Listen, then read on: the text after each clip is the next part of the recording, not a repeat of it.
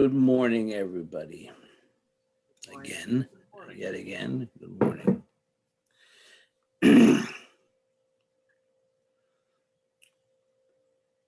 So I want to have a little prequel to my talk here because of the conversation that was happening earlier when we first came on.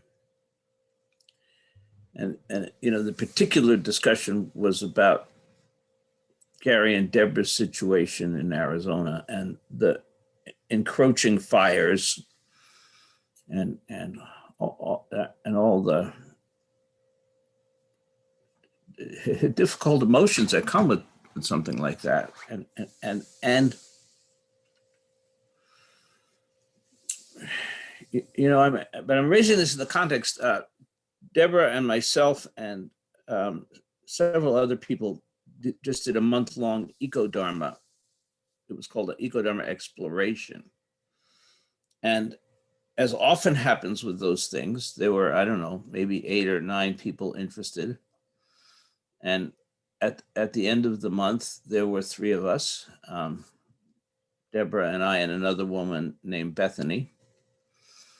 And yet what we're hearing from Arizona this morning makes it so poignant to have that Eco-Dharma discussion. You know, everywhere. We're sitting here in Maine, where I'm sitting today, we're in a moderate drought. Immediately north of me, only a few miles, it's a severe drought. As I drive around, the oak trees and the apple trees are being completely denuded by the brown-tailed moths. I don't know how many years they can withstand that before these trees, which are well over 100 years old, maybe a couple of 100 years old, some of them, will be gone. You know, and what we tend to do is see these things as separate events. You know, but they're not. You know, Gary said earlier, well, it's Arizona, it's hot. Yeah, it's hot. When I lived in the valley of Phoenix, it was extremely hot. When I went to Sedona, it was cooler. The temperatures I'm hearing them talk about now is what I experienced in the valley. You know, Sedona was always about 15 degrees cooler, and I don't hear that it is anymore. It's, you know, temperatures over 100 were almost unheard of at that elevation. And I'm hearing now that they're common. So these changes are happening. They're happening everywhere.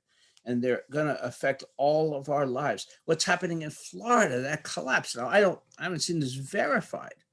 But what I've heard is that with the rising seawater levels, a lot of these buildings are on limestone, which is porous, and that the seawater is rising through the limestone and destabilizing buildings. You know, so and again, not a separate event. These are all connected, all connected. We really, really, really have to understand that this is one body, and what we do in Maine affects them in Arizona. What they do in Arizona affects us in Maine, and so on. And that all of our lives are what we eat, where we live, you know, how we travel, all of these things are part of this web of connections. So I'm going to kind of get off this now. It was not the intention of my talk, but I'm going to say this. We intend, I think I can speak for myself and for Deborah and Bethany, intend to continue the process that we began in some form. We're hoping to get together physically here in Maine to have that discussion. And if any of you are interested, I encourage you to let me know and consider being a part of that discussion.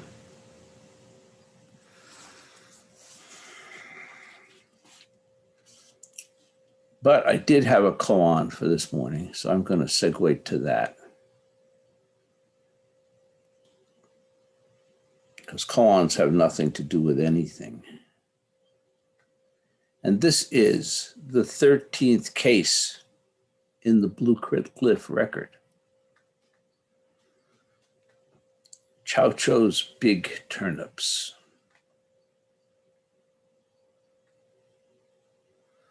A monk asked Chao Chou, "Teacher, I have heard that you have personally seen Nanchuan. Is this true or not?" Chao Chou said, "Chou produces big turnips."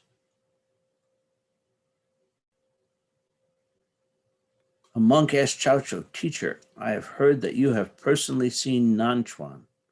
Is this true or not?" Chao Chou said, "Chou produces big turnips."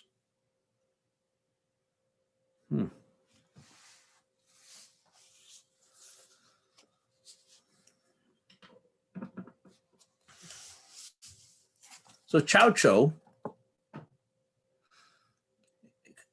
comes up frequently because, like my teachers before me, I like Chao Chou, and I love his completely unpretentious simplicity, his absolute lack of any grandiosity.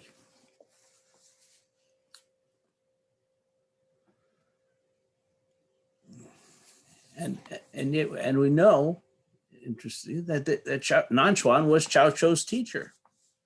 Everybody in China at this time, certainly every Chan student, knew that Nanchuan was Chao Chou's teacher. So this is kind of a strange question, therefore. Teacher, I have heard that you have personally seen Nanchuan. Is this true or not? So why is the student asking something that's essentially common knowledge? Well, there could be a whole host of reasons for this. I suppose one could be that this was somebody brand new there, had just gotten to the monastery and wanted to confirm that, in fact, yep, you were Nanchuan's student. And on another level, it might be that he's asking, so, have you seen Nanchuan? Do you have his teaching? Do you have his Dharma? How have you been transformed by your relationship to Nanchuan?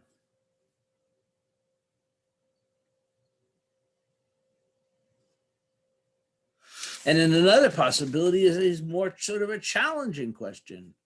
Okay, old man, show me if you got any real Dharma. What do you got? I'm going to ask you a kind of challenging offbeat question, and let's see what you do with it. So we could understand this monk's question in many ways. We don't know. But then comes Chao Chou's response. Chou produces big turnips. Now, I'm not sure that Chou is a person or a place. It's sort of immaterial. So this sounds like a complete non sequitur, right? Maybe he's already slipping into senility. And he's being asked about the Dharma, and he starts talking about turnips.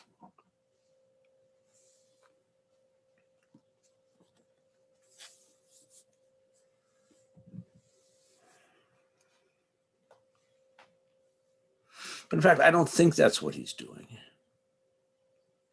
I think he's very clearly and directly pointing to this immediate reality.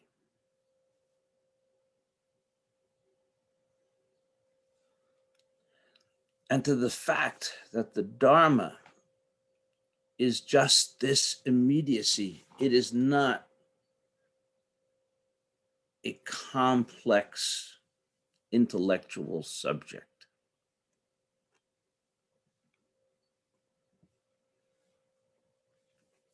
It is not to be understood up here. It is not to be understood through analysis and asking complex questions or simple questions.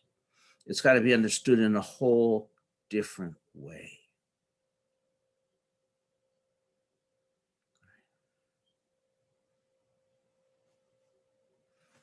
Chao Chou grows big turnips.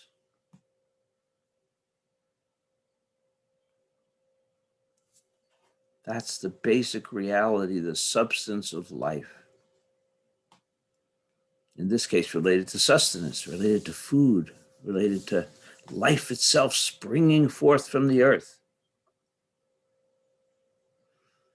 The processes of living in this reality.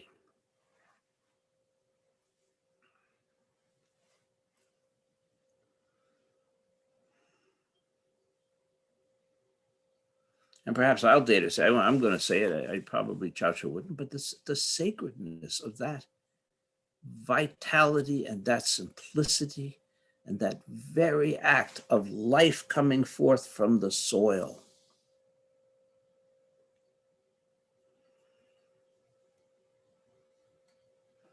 How can that compare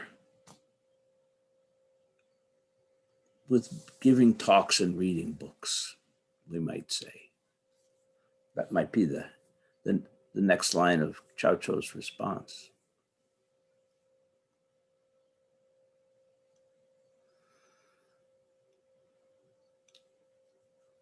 It's something that I personally struggle with. You know, there are so many Zen teachers who give beautiful, brilliant, literate talks. My first teacher, Daido Urshi, was certainly one of those.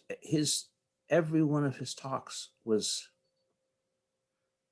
a masterpiece. Many of them have been published in you know, there's at least one book of his koan collections that's been published, koan talks that's been published. And they are works of art. They are works of literature. They are full of references to Dogen and using the language of Dogen. And to be completely honest, to this day, I can't understand most of what he says.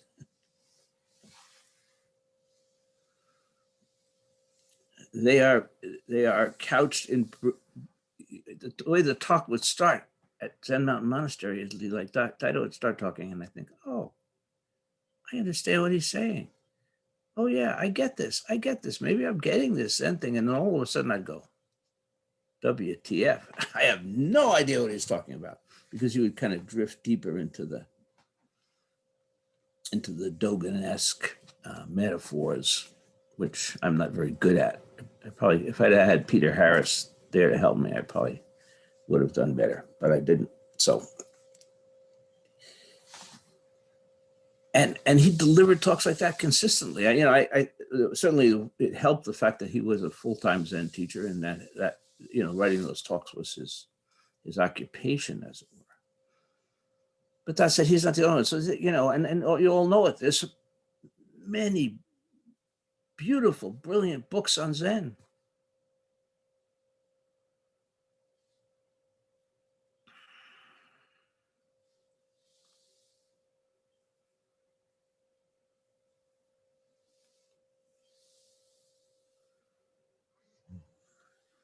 And so I struggle. I think as a teacher, am I missing something? Am I depriving you of something? Should I be, you know, writing talks like that? Should I be applying scholarship, making more references and metaphors in my teaching? And there's two aspects to that. The first aspect is that shit, that ain't me, babe. You know, that's just not who I am as a person. And I have to be authentic to that. But secondly, I don't think that's the heart of Zen. I think Chao Chou is at the heart of Zen. I think growing big turnips is the heart of Zen.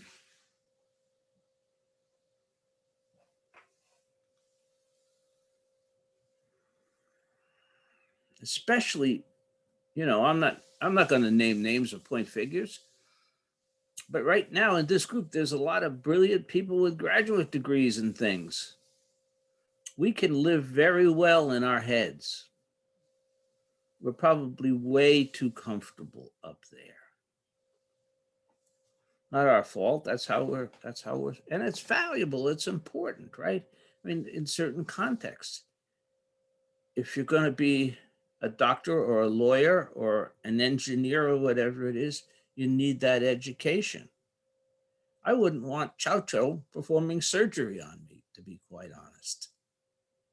Nor would I want him in the courtroom defending me talking about turnips, right? We need people with education and specialization, but at the same time, it encourages us to live up here, not someplace lower in our being, in our hara, deep in our center or in our heart, depending on the culture. They talk about it in different ways. We need to live in a way that we're putting our hands in the dirt, either literally or metaphorically, but we've got to get in there. We've got to get messy. And out of that messiness, life emerges, growth emerges.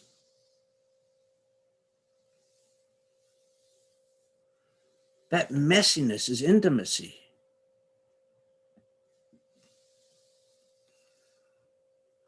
There's an expression that you can't wrestle with a pig without getting mud on you. Well, life is that pig. If we're getting in there and we're going to wrestle with it and we're going to really, really, really immerse ourselves in this life and feel this life and live it, we're going to get mud on us. And that's okay.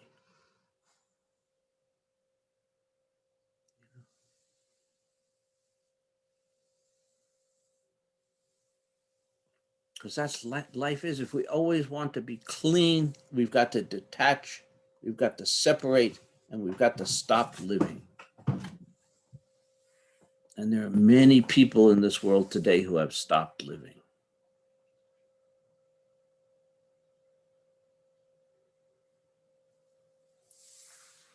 Many people in this world today who are detaching and not growing any turnips.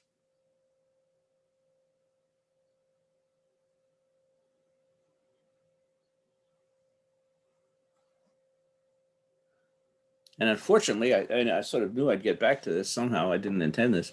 That brings us full circle back to the whole Eco-Dharma question. Because unless we're in the mud, unless, John Kabat-Zinn's word, we're living the full catastrophe.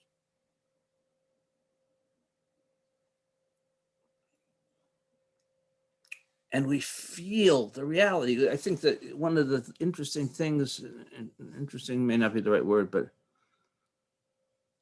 powerful things that happened this week, we had our last Eco-Dharma discussion. And we came right up against the fear and the terror. There's no way that we can go deeply into that subject and honestly into that subject and not come up against fear and terror.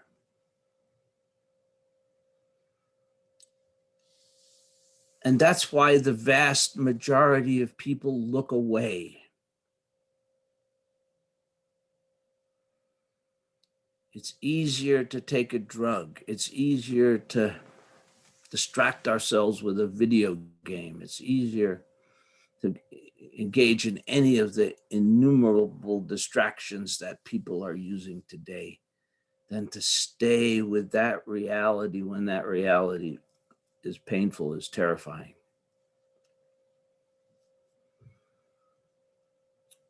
And I think that's a significant part of why we're not changing it.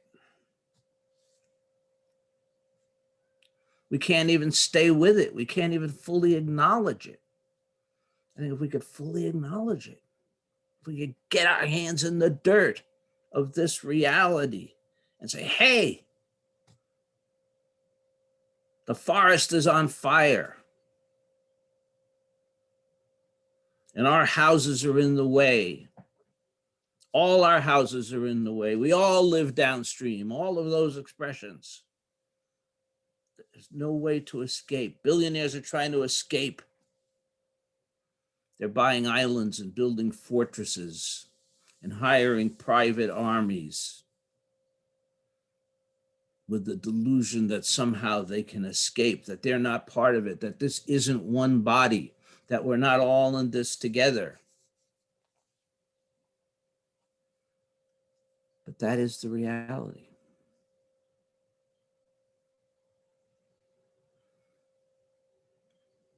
And that, I believe, is the contribution that we as Buddhists have to make. That initially we have to be the people who are willing to look. We are the people who have to be willing to articulate the truth and not run from it. That's, I think, the greatest gift that our practice can give to the world right now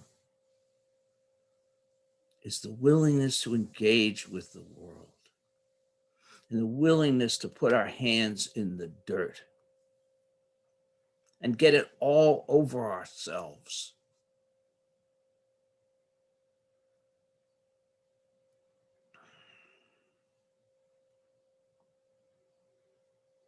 That's what waking up is about.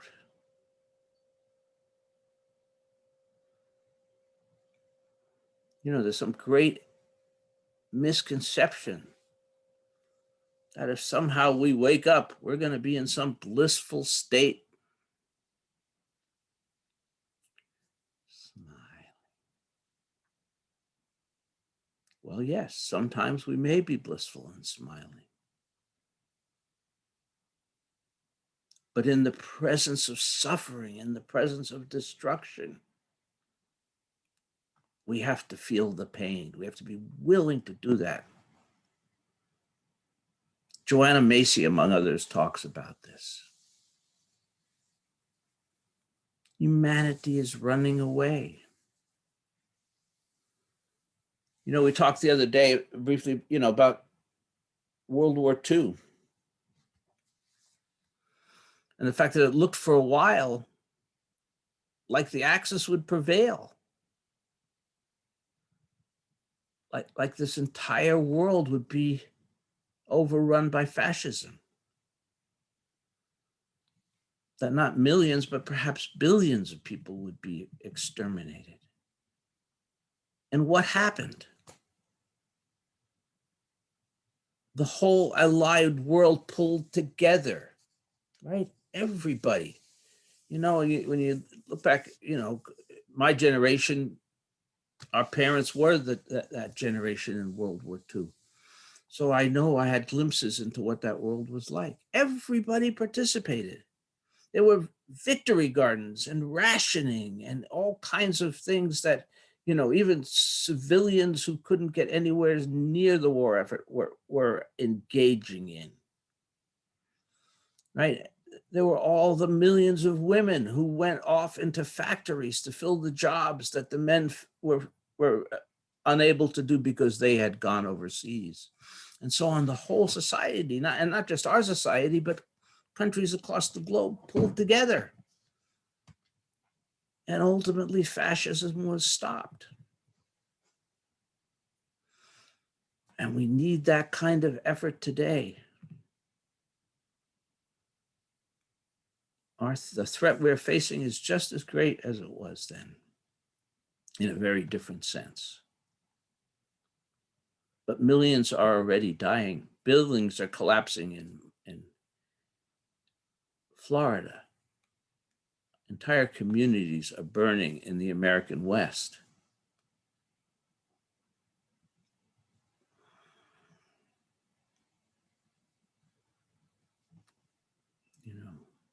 and I, on and on around the globe.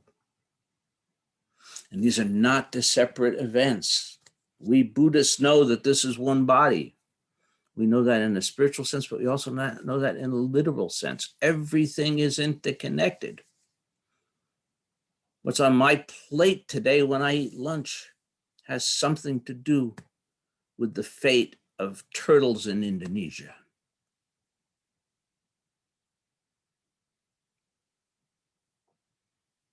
We need to be there. We need to be using and living the Dharma.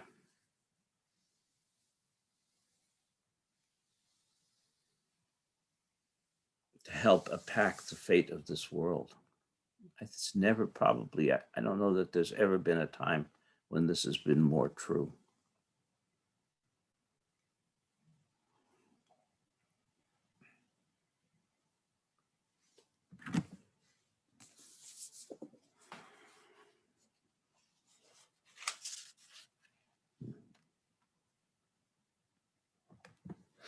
A monk asked Chao Chou, "Teacher, I have heard that you have personally seen Nanchuan. Is this true or not?" Chao Chou said, "Chencho produces big turnips."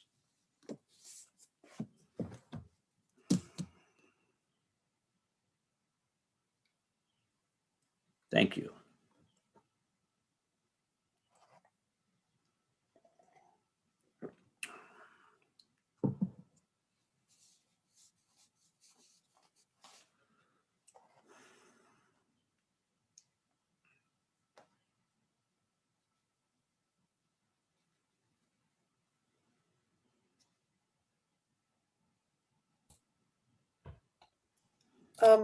Thank you, Peter, for that. I just feel so sad when I start thinking about all those connections to the environment and the powerlessness that pervades my thinking on that it's just too big, I'm too small. I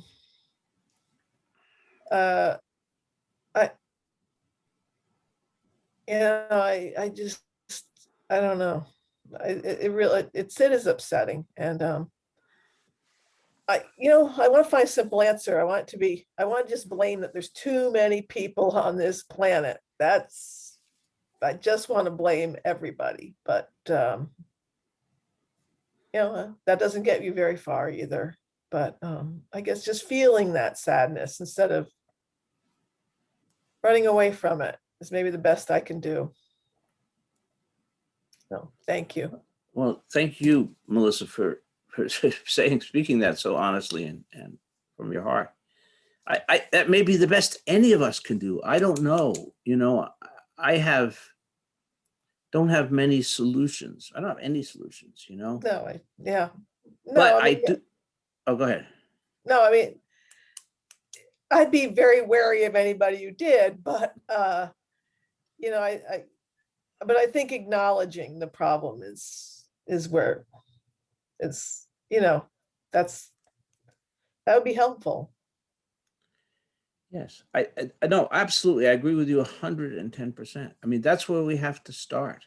We can't start running away, denying it, ignoring it, hoping it'll go away. None of those things are going to happen. Hoping science will solve it for us. Maybe they will. But I don't think we can afford to kind of sit here thinking that somebody's going to put ice crystals into the ionosphere and cool the climate or some of the wacko things that are being discussed. Nor do I think it's a particularly good idea to just say, fuck this place and go to Mars, which seems to be another. And I haven't been to Mars, but I hear it's pretty awful up there. And we've got a beautiful green planet here. Yeah. That the insanity of that is just amazing. But anyway, Yeah. but it's what you said. Look, it's like when we lose a loved one. We're losing a loved one. There's a death. We have to grieve. We have to feel pain. We have to be sad. There's no way through it. When we lose somebody, people, Brad does this kind of work. The people that ignore that suffer for many years. The people that grieve deeply heal. So, you know, and so again, I don't know, I don't have solutions, but I do know we have to grieve. I do know we have to be, you know, honest in the way you were, Melissa. Mhm. It's been proven that this year, when we were all sheltering in place because of COVID, that the world became a healthier place. And I guess it's my hope that people adopt some practices that were necessary in order to survive during COVID, starting with thinking about your carbon footprint, the choices that you make, what you're eating, what you are or you're not recycling. It's small, they are small steps, but if everybody was taking small steps, there has to be some benefit from that. We all forget too easily. All we want to do is go out and live our lives, when it's been proven that this last year was really healthy for the earth. Yeah, thank you. You know, as you don't know, there are sort of two schools of thought on that. There's the school who says that and sort of takes this sort of the atomistic approach that we, you know, we're all atoms. If we change our lives, the world changes. And then there's the people who say, no, no, no, the problems are too big. You know, what we eat, what we do, how we live doesn't really matter because there are vast global conglomerates who are destroying things at such a horrific rate that you know. Personally, I don't think that's a meaningful or accurate dialectic. I think both things are sort of true, and yet it has to be what you're saying in a certain sense. Every time we stop doing something, that's got to make things better, right? Even if it's on our individual level, and we've got to infect other human beings, you know, and that people who are not aware are not necessarily going to change unless they have role models, neighbors, friends, relatives, so on and so forth, who are making the changes. We're talking about that, you know, and not just about the next new toy, the next new gas-powered thing that I can run around the countryside on, spewing fumes. You know, we're talking about grieving and sadness. This morning I read that DeSantis in Florida has instituted a requirement that all cities and municipalities in Florida burn fossil fuels. And so throw rage into the gamut of emotions. And that just so filled me with rage. And I don't understand what benefit that does. It's just a very base human reaction, and I can turn into it, I can accept it, but I have this impotence towards doing anything about it. And yet there's rage. What is productive about that? What can one do with these deeply felt emotions that we're talking about here, other than just live with them? Maybe that's it.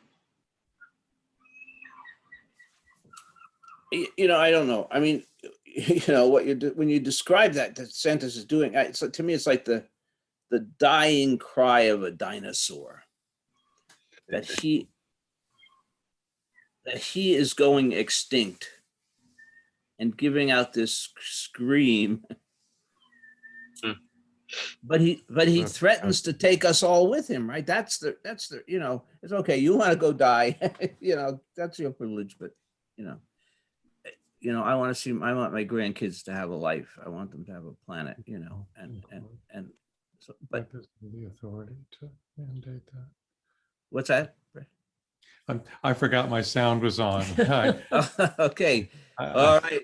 I mean, You're gonna have to stay after school today for talking. yeah, no, I'm hoping that, I mean, I didn't know this news that Doug just shared about DeSantis, but my comment to Lori was um, doubting his authority to actually mandate that, and putting some hope into a court challenge. But anyway, that it's not just explaining my noise. Well, he's going mad. You know, I don't know if you also saw the one that they just passed a law that all in the Florida college system, university system, all professors and all students will have to register their political beliefs.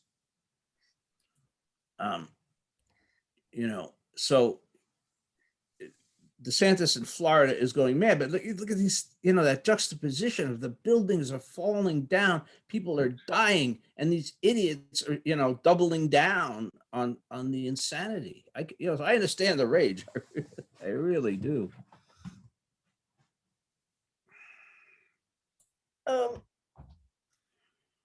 At the risk of inserting more hopelessness into this conversation, you know, I worked for many years on lake protection, stream protection. You know, stream protection, that's really difficult. But lake protection, you know, you have these people who live on the lake, who, you know, they have a big investment, you know, they're valuable property, they have this economic interest in having good water quality.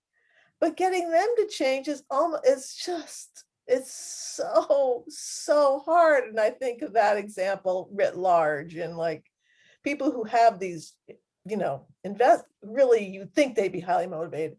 Still, they resist the changing. They deny that, yeah, the way I manage my driveway, or, you know, the dirt on my lawn or whatever, that it's still so hard to get those messages through to people who are invested. And so I just I don't know, you know, so I come back to some hopelessness, which, you know, Buddhism teaches us about that in a way that it's always been hard for me to kind of grapple with.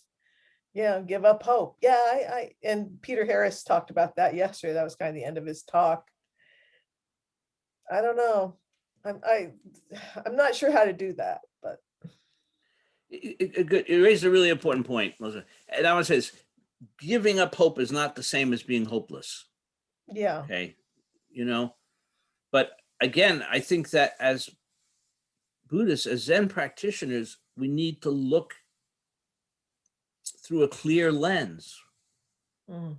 You know, we can't put on a rose-colored lens. You know, we can't allow ourselves to deceive ourselves about the reality. And yet we don't know the outcome. I don't know the outcome, right? And so I, you know, I think that we're inevitably somewhere between being hopeful and hopeless when we're looking at reality.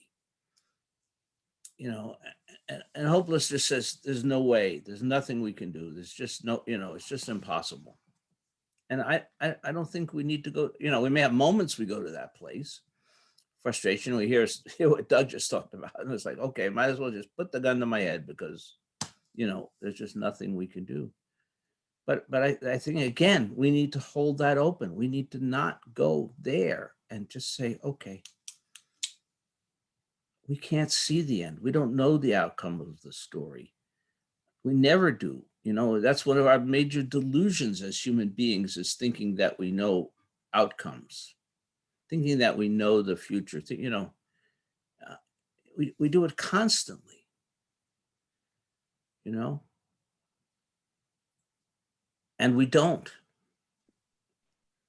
And so as I see it, Zen falls somewhere between pessimism and optimism, between hopefulness and hopelessness. But out of that comes the power to act. Out of that comes the power to you know, go follow the promptings of our heart. Peter, what is the shift that takes place if our practice, a big part of our practice working with koans, is to let go let go.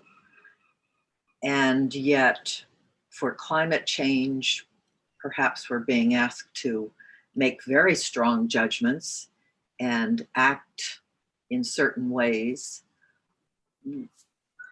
Is Buddhism telling us to act and engage and to have strong opinions about what's going on in the world, or to live our lives with compassion towards all and just hope that that will emanate through the world rather than have to be something very strategic? Good question. Compassion is not inaction. We are asked to be compassionate, and compassionate means to respond to suffering. So when the planet is suffering, we should respond. When our fellow humans are suffering, we should respond. When the birds and animals are suffering, we should respond. You know, compassion isn't quiescence. It isn't, you know, it can have a very active, can and should have a very active component. It's like we talked last week about the, you know, pulling the child out from behind the car. That, you know, the speeding car is coming. There's the child in the road. Our compassion, I'm laughing because Gary sent me a long thing on this week. we have a long discussion ahead of us. But with that said, there's, you know, that's action. That's, you know, the Dharma in action, because instead of sitting there and saying, you know, I don't know, it's kind of risky, and, you know, I just ate lunch, my stomach is kind of full, I don't really know if I can run out and save this kid. And by the way, yeah, it's an uncertain outcome. You know, it's really, I think it's a little hopeless. That car is going fast, and that kid's slow. You know, we just have to act. Sometimes we just have to leap. You know, we are the people that leap off the 100-foot pole. And we can't see the outcome. If I go running into the street to save that child, I don't know whether I'm going to be hit by the car or not. I don't know whether they're going to be hit by the car or not. I don't have the luxury. In that moment, I don't have the luxury of having those thoughts. Well, in this moment, we don't have the luxury of, you know, having those thoughts. We have to let the compassion drive us. And it's going to drive all of us in different ways. You know, I keep saying there's no single way. You know, it doesn't mean we all have to be in the street with signs, or we all have to start eating grasshoppers and slugs or something. You know, it's going to express it. We're all going to express it in different ways. You know, but I think I think that, you know, I've said this repeatedly, I'll say it again. I think the only sin is doing nothing.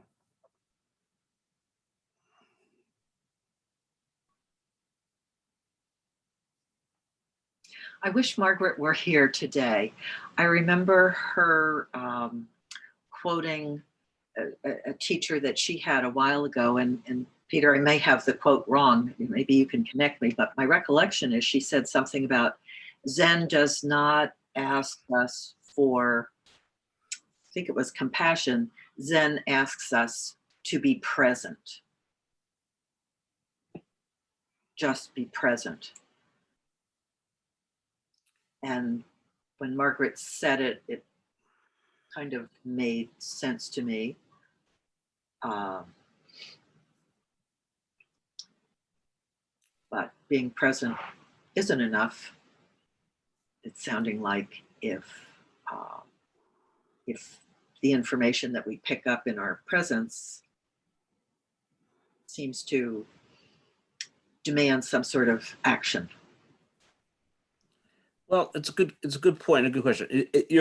Margaret is right to the extent that Zen doesn't talk very much about compassion. Where we see compassion is in the sutras, for example, is in the, you know, the Theravadan literature, the literature that existed, presumably in the time of Buddha forward, but predating Zen. And then in the Vajrayana, the Tibetans talk a lot about compassion, right? Um, and again, the Theravadins, a lot about compassion, and Zen doesn't. And I think, you know, Margaret is spot on. It's kind of, oh, we should just be present. For me, that's just never been enough, you know, and so maybe in some, you know, sense we're being heretical to Zen to start talking about compassion. There is the you know, the ox herding pictures, and you know, the last one, you go back to the marketplace. I mean, and there's the koan about stepping forward from the top of the pole, you know. But Dogen, I don't think, talks about action in the world. But it seems like it is still part of the Zen tradition. Yeah, I think it's implicit, but not often explicit. And, you know, and I think we also have to remember that our ancestors were monastics. They were living apart from the world, you know, and so they may well have seen the whole question of compassion very different when you're living in a monastery, very different than when you are in the marketplace, you know, and so I wonder if to some extent that colored their views. I'm just speculating, but we are in the world, and it, you know, and frankly, now there, you know, there's no place, no monastery that can escape it, you know, and so. But again, I think that the really critical distinction is between saving our own ass and saving others. That's the compassion, you know, that we've got. That's what Zen is teaching us and calling us to do, is to come from the place of the suffering of others. The suffering of others, you know. I may well be gone from this planet before whatever major catastrophe that's coming comes. But it shouldn't be about me. It should be about my grandkids and your, you know, the generations that follow us, the people that, and the plants and the animals and the waters and the, you know, all of the beings. Because compassion doesn't just extend to humans, it extends to the whole, to the whole universe.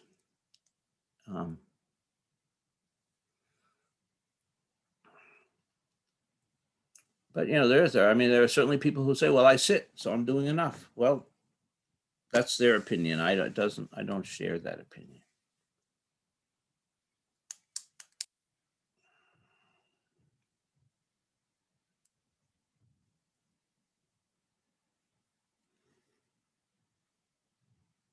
Well, there is that whole idea that, you know, I think I'm not good on the scholarly part, but the idea that sitting is enlightenment, that just practicing sitting, doing that is what there is to Zen. And that is a form of enlightenment of itself. I've heard that a few times lately. And so what's your take on that? Well, that's not wrong. Okay. But for me, it's just not enough in this, you know. Is the whole universe transformed by our sitting? Yes. But again, the house is burning, you know, and so I feel a greater urgency to engage with that. That's where I'm coming from. I mean, the rest is true. But I kind of asked the question, is it enough? And moreover, you know, if our practice, you know, I come to places, if our practice doesn't bring us back into the world, Gary talked about coming into the marketplace. If we're not coming back into the world ready to take action, then I feel like we've wasted our time on the cushions. But there are people who don't agree with me. You know.